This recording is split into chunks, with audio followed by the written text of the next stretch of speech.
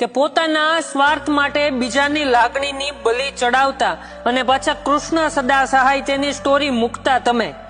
એ ભગવાન શ્રી કૃષ્ણ પણ કહીને ગયા છે કે પાર્થ, કર્મ કોઈને મુકતું નથી. કદાચ ગમે એટલી સ્ટોરી ચડાવી લ્યો, ક્યાંય પણ સહાય કરવા ભગવાન ઉભા નહીં રહે.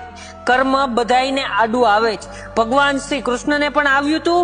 તે જે કર્યું છે, તે જે જિંદગી ઉજાડી છે, તે કોઈને કારણ વગર રડાવ્યા છે, તો તને પણ આડું આવશે જ. એક વાર નહીં પણ 100 વાર આડું આવશે જ. એટલે તૈયાર રહેજે. અને પ્રાયશ્ચિત જો થતું હોય તો કહું છું કે 2 કાન પકડીને માફી માંગી લેજે. મારાથી ભૂલ થઈ ગઈ, હવે હું ક્યારેય કોઈની જિંદગી બરબાદ નહીં કરું. કદાચ એ વ્યક્તિ તને માફ કરી દેશે, બાકી ભોગવવું તો પડશે અને પડશે જ.